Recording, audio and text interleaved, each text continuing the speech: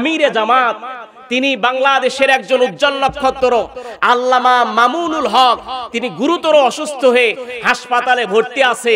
আর এই আল্লামা মামুনুল হককে সর্বপ্রথম আমিরে জামাত সেখানে দেখতে গিয়েছে, বলেন সুবহানাল্লাহ। শুধু তাই নয়, এনাদেরকে দেওয়া হয় যে তারা মাজার পূজারী, ভিন্ন মতের মতাদর্শ, তারা হকপন্থী আলেমদের দেখতে পারে না, মাজারে পীর যারা হক্কানি তাদেরকে দেখতে পারে না। এই আমিরে জামাত সেই সারসিনা দরবারে পর্যন্ত দিয়ে গিয়েছে, বলেন আলহামদুলিল্লাহ। এই জন্য এইরকম নেতাদের আমরা দেখতে চাই কি চাই না? আমরা অতীতে সব দল দেখেছি, নৌকায় উঠেছে, নৌকা ডুবে গিয়েছে, মাঝে মধ্যে ধানের শীষ এসে ভালো করেছে, মাঝে মধ্যে আবার লাঙ্গল চাষ করে মুনাফিকির চরিত্র ধরেছে। সব দল এখন দেখা শেষ, সবাই মুখে মুখে বলতেছে আগামীর দেশ কোরআনের দেশ, কথা বলেন ঠিক কিনা? আগামীর বাংলাদেশ ইসলামের বাংলাদেশ, কথা বলেন ঠিক কিনা? আগামীর বাংলাদেশ আলেমদের বাংলাদেশ, কথা বলেন ঠিক কিনা? এই দেশ আমরা দেখতে চাই কারা কারা? আল্লাহর নামে আর একটাবার হাত তুলে দেখান।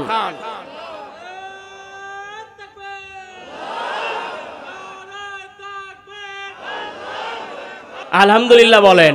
প্রিয় ভাইয়েরা, 5 আগস্টের পরে আমরা মনে করছি বাংলাদেশ নতুন করে স্বাধীন হয়েছে। স্বাধীন হওয়ার পরেও বৈদেশিক ষড়যন্ত্রগুলো এখনো থেমে নাই, কথা বলেন ঠিক কিনা? এখন বলেন তো, ইসকন যেই পায়তারা চালাচ্ছে আমাদের 90% মুসলমানের দেশে, এদের বিরুদ্ধে বলা দরকার আছে না নাই? জোরে বলেন আছে না নাই? যেই সব ইমাম, যেই সব বক্তা, যেই সব কোরআনের দাওয়াত দেয়, এরা যদি এদের বিরুদ্ধে না বলেন, আল্লাহর কাঠগড়ায় তাদেরকে দাঁড়াতে হবে, কথা বলেন ঠিক কিনা?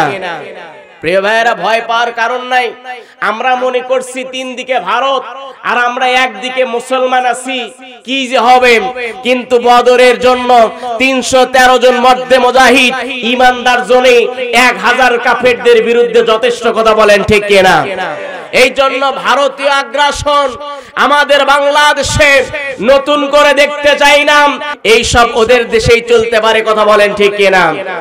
এই জন্য তাদের বিরুদ্ধে যদি সেই ঈমানি চেতনায় গাজওয়াতুল হিন্দের মতো ঈমানি চেতনায় বদর ভেঙে যেতে হয়, আমরা জিহাদের ময়দানে যাব মুসলমানদের ঈমানকে টিকে রাখার জন্য, স্বাধীন সার্বভৌমত্ব বাংলাদেশ পতাকার জন্য। কারা কারা রাজি আছেন আর একবার হাত তুলে দেখান। লিল্লাহে তাকবীর, নারায়ে তাকবীর।